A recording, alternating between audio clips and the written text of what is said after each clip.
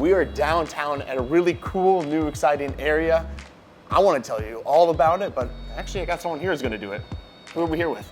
My name's Andy Ferguson. I'm one of the owners of Bitter and Pour and now Bitter and Pour Rooftop. So we got a new concept here. You have Bitter and Pour. That's not closing. Correct. We're expanding and you're doing Bitter and Pour Rooftop up here. So tell us a little bit about the differences between the two.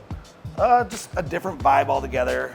Downstairs is obviously the intimate, more mellow craft cocktail, heavy craft cocktail. Up here, we're gonna allow walking around, more louder music, bigger vibe, somewhere where you don't have to have a craft cocktail. If you just want to have like a vodka lemonade or a Captain Coke, you're not gonna feel out of place like people tend to do in the basement. So not as big of a cocktail menu, but more diverse in terms of just regular type of drinks also, and beer, great wine selection. That's one thing we did bring over again from the basement is a really good wine selection. Awesome. And for those that don't drink alcohol but still want to come out for your friends, do you have something for them? We have a couple of mocktails up here, but because we're not focusing so much on the craft cocktails, it's not as big a variety as it is in the basement, but there is still a few options up here. Cool. And then tell us too about the food, because you don't have a kitchen here, so how does that work out? Here we just encourage everybody to support our neighboring favorite restaurants, get it to go, bring it up.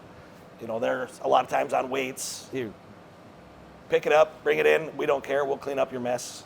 I'd rather you sit here having a drink with us than not being able to come in at all. Yeah, I think that's awesome, truthfully, because I feel like one thing that can be kind of challenging is you go to a place and everyone's like, I don't want to go eat there. I want something different. So you kind of fix that, right? Yeah. But not having food and allowing people to bring it in, I think it just makes it more inclusive in a way for everyone. You can just do what you want to do.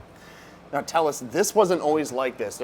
I remember coming up here before and there was no glass wall here. Things were a little bit different. Tell us about the build out here. Yeah, well, we basically took it down to its core. There used to be a kitchen in the back over here that came out about halfway through this entire floor area. Ripped that out, built a little prep kitchen where we can do our fresh juice and make our syrups and stuff. Moved the bar. It was an island bar where it was all the way up against the glass almost. So in the really hot days, you couldn't even put your arms on the bar. It got so hot, so we removed it against the wall, gave us more space over here. Redid everything on the patio except for the tiles. But it used to be walls, now it's all glass where you can see out there. Added the pergola, changed up the furniture quite a bit, added different fireplaces. They used to have one fire pit that went right across the middle, and it was a high top. We made everything lower so that even if you're standing, everybody has a view now rather than being blocked. So I can tell you put like a lot of thought into it and keeping it feeling open. That was one thing I noticed right when you come walking in here. Like you have these big windows here and it just stretches all the way around. So like it just feels light all the time. It feels very open. Yeah. And I like that you thought about, let's put the short seats down by the side so people can still look over it, because that's one of the biggest draws here, I gotta imagine. Correct, the view. Yeah. There's nothing like it in town. Yeah.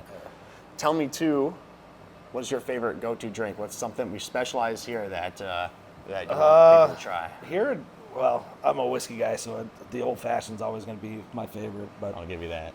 the mezcal marg, the frozen cocktails are fantastic. Unfortunately, we're opening towards the end of patio season, but I'd still hit those up before it's too cold. Right. Cool. And tell us about your hours. What are the hours? Monday through Friday? Wednesday through Saturday. We're going to try staying open till 1, see how that goes. But it's new. We're still learning what's working, what's not. It's been great so far. Late night has kind of died out, so we don't know if we're going to stay that way. We can pivot.